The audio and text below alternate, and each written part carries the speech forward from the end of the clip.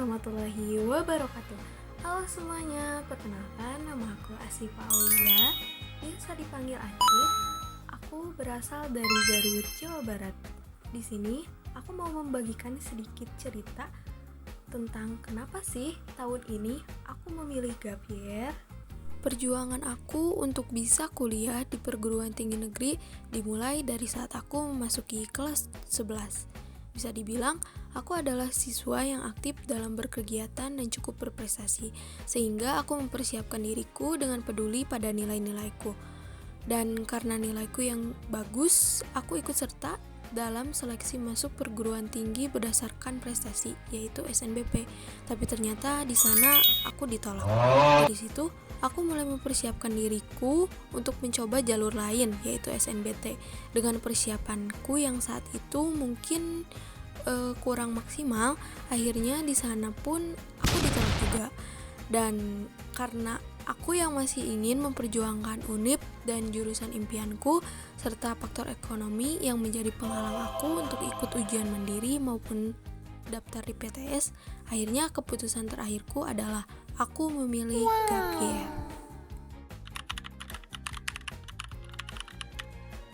Kesan pertama ketika aku menyadari kalau aku harus gap year tahun ini adalah rasanya sedih dan kecewa.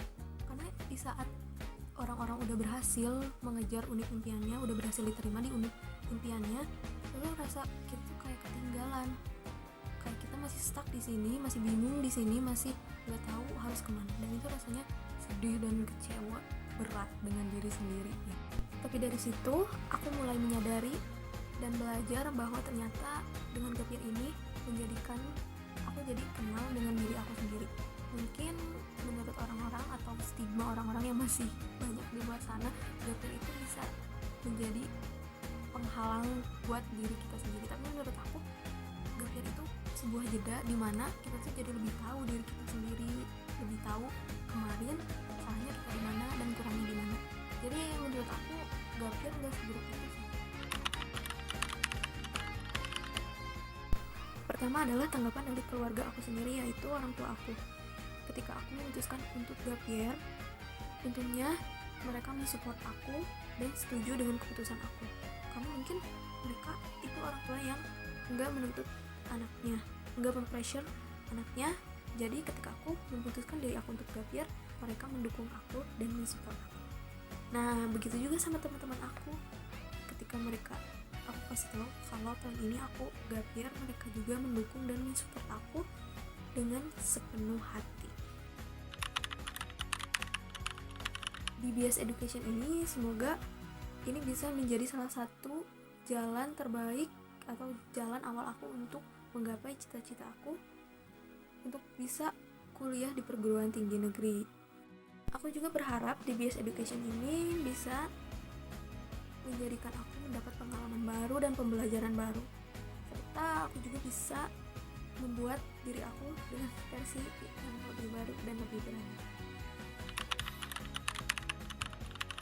Yang pertama, aku mau memperbaiki diri aku sendiri. Balik lagi dengan kata aku tadi bahwa gap year ini adalah sebuah jeda untuk aku lebih kenal dengan diri aku sendiri, untuk aku lebih memperbaiki diri aku sendiri. Maka dari itu, rencana yang pertama, aku pengen memperbaiki diri aku sendiri dan lebih menyiapkan baik itu mental, fisik, atau pembelajaran untuk nanti di tahun depan menghadapi UTBK dan dunia perkuliahan. Yang kedua, tentunya aku mau lebih mengeksplor lagi apa minat aku untuk menentukan jurusan di masa depan. Dan aku juga mau belajar dengan sungguh-sungguh dan konsisten dengan belajar aku supaya aku bisa membantai UTBK 2026. Yang ketiga, aku juga berencana untuk mencari tahu bagaimana sih sebenarnya dunia perkuliahan itu. Terus aku mau jadi mahasiswa kayak bagaimana di masa depan nanti.